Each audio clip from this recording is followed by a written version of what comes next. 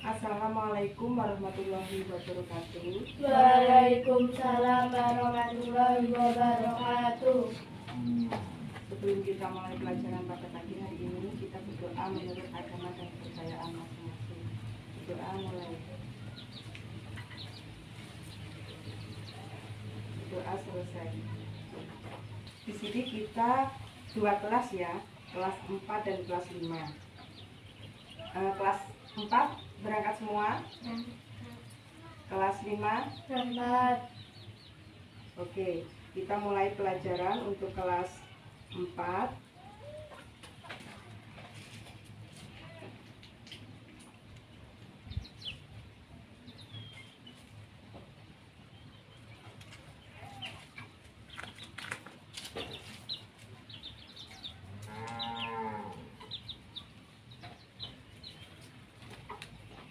Tujuan pembelajaran setelah kegiatan membaca teks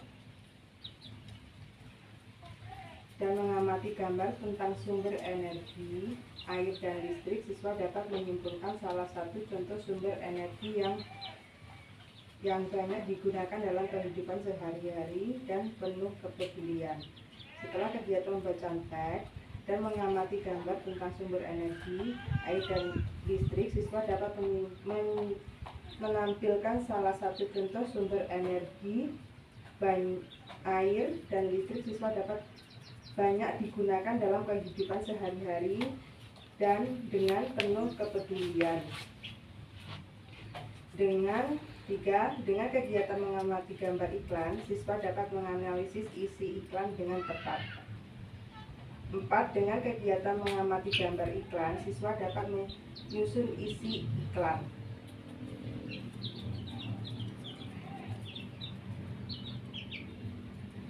Untuk kelas 4, materinya adalah tentang sumber energi. Untuk kelas 4, ringkasan materi tentang sumber energi. Yang pertama, matahari. Matahari merupakan sumber energi terbesar bagi bumi. Matahari memberikan energi cahaya dan energi panas. Energi panas matahari yang dihasilkan dapat dimanfaatkan untuk menjemur pakaian, sebagaimana gambar pada buku siswa tema 2, subtema dan kelas 4. Selain itu, energi cahaya matahari digunakan tumbuhan hijau untuk fotosintesis, menghasilkan energi listrik, menggerakkan mobil. Oleh karena itu, sumber energi matahari juga disebut tenaga surya. Ini contoh gambarnya ya. Ya. Tenaga surya dapat menghasilkan listrik melalui pembangkit listrik tenaga surya atau PLTS. Pada pembangkit listrik tenaga surya PLTS terdapat alat berupa cermin cekung dan turbin. Cermin bergerak mengikuti arah matahari saat melintas langit. Cermin memfokuskan cahaya ke sumber menara. Di menara itu panas digunakan untuk mendidik listrik. Tenaga surya membantu penerangan di daerah terpencil. Pemanasan air dengan tenaga surya memerlukan panel surya.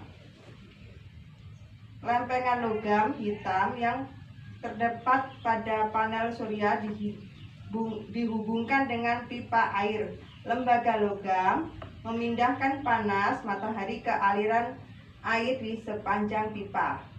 Panel surya biasanya dipasang di atap rumah, tempat yang lapang atau hotel. Di sini juga ada sumber energi air. Air menyimpan energi yang sangat besar. Energi air bentuknya yang berupa arus air dan gelombang air. Arus air dihasilkan oleh air terjun atau aliran sungai yang deras. Pada aliran aliran air di tempat kincir air atau turbin. Arus air dapat membentur kincir atau turbin. Turbin dihubungkan dengan generator sehingga dihasilkan listrik. Gelombang air laut juga menyimpulkan sejumlah besar energi. Energi gelombang air dapat diubah menjadi listrik. Untuk itu, di pinggir pantai dibangun turbin. Gelombang air laut saat terhempas dapat membentur turbin. Akhirnya, akibat pembentukan turbin, generator dapat menghasilkan listrik. Juga ada energi angin. Energi angin bisa digunakan untuk menggerakkan kincir angin.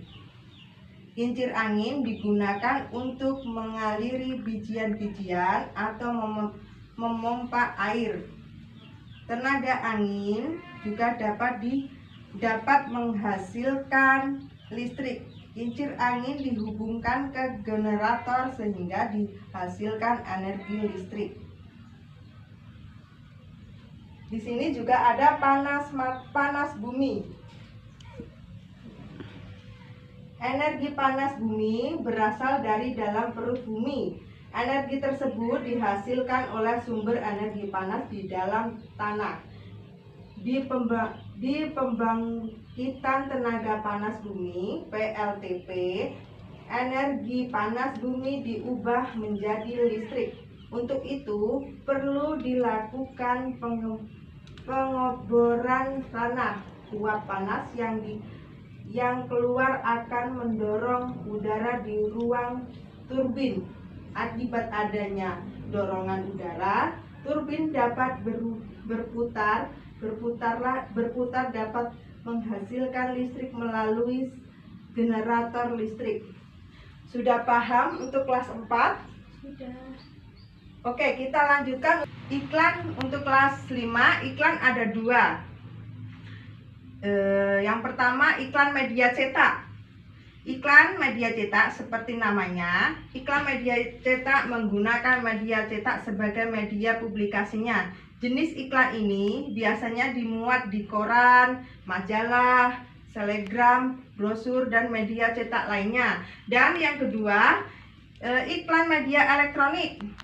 Seperti jenisnya, iklan ini menggunakan media elektronik sebagai media publikasinya. Misalnya iklan yang disampaikan melalui radio, yang berfokus pada audio, televisi, dan media sosial, yang berfokus pada audio visual. Untuk kelas 5 sudah paham? Ada yang dipertanyakan tentang pengertian iklan? Di sini ada yang ditanyakan? Oke, kalau cukup kita mengerjakan soal ya. Mengerjakan latihan soal.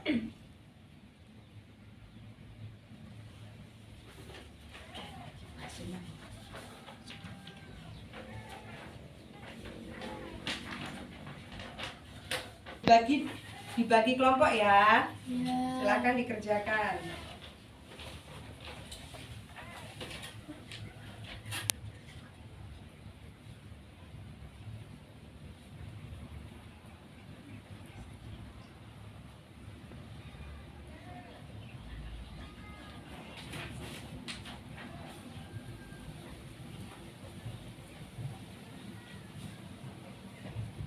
Sudah selesai? Sudah. Dikumpul.